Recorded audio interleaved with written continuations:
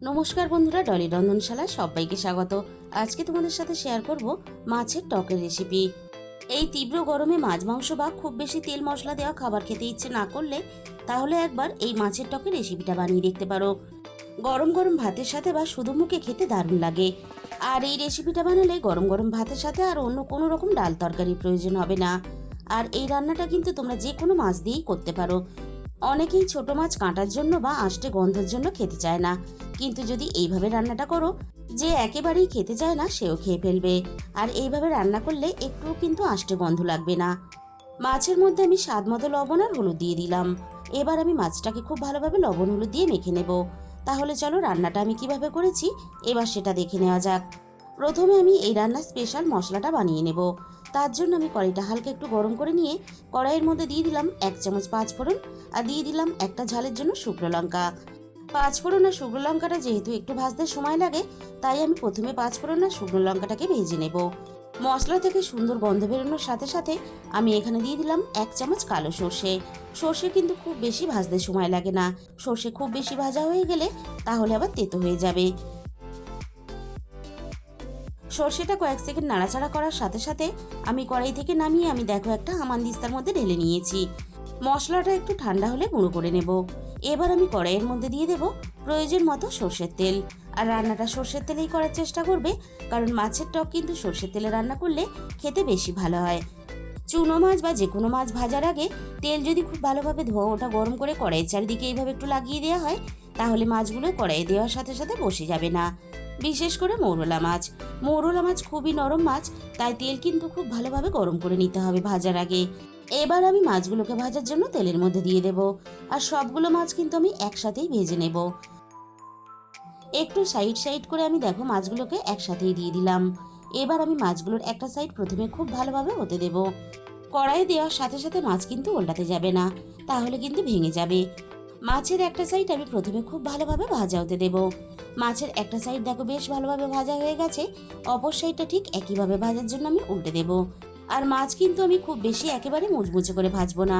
খুব বেশি মাছ ভাজা হয়ে গেলে তাহলে মাছগুলো শক্ত হয়ে যাবে আর খেতে ভালো লাগবে না। মাছ যদি একটু নরম করে ভাজা হয় তাহলে খেতে বেশি ভালো লাগে।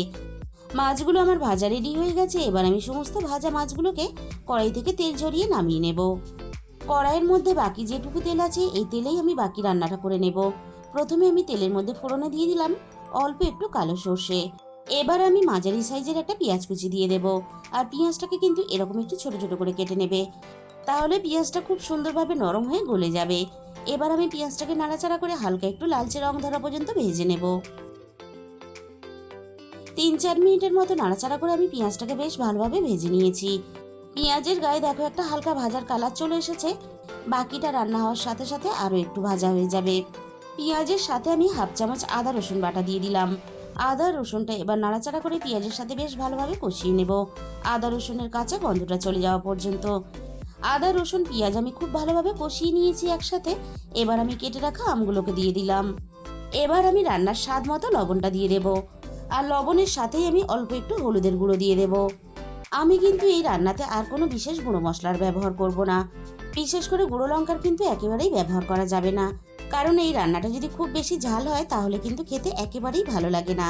তাই গুঁড়ো লঙ্কার ব্যবহার করার প্রয়োজন নেই। মশলার সাথে আমি আমটাকে মিনিট 2-3 মতো খুব ভালোভাবে নাড়াচাড়া করে কষিয়ে নিলাম। আর আমটা দেখো বেশ আগের থেকে অনেকটাই নরম হয়ে গেছে। এবার আমি রান্নায় প্রয়োজন মতো জল দিয়ে দেব। আর মাছের টক কিন্তু একটু পাতলা হলে খেতে ভালো লাগে। আর তোমরা যখন রান্নাটা করবে তোমরা পাতলা বা গাঢ় যেরকম গ্রেভিটা রাখতে চাও সেরকম হিসাব করে জলটা দিয়ে দেবে। এবার আমি সবকিছু একসাথে নাড়াচাড়া করে বেশ ভালোভাবে মিশিয়ে দেব আর রান্নাটা ভালোভাবে হতে দেব। মিনিট 2-3 মতো আমি রান্নাটা করে নিয়েছি।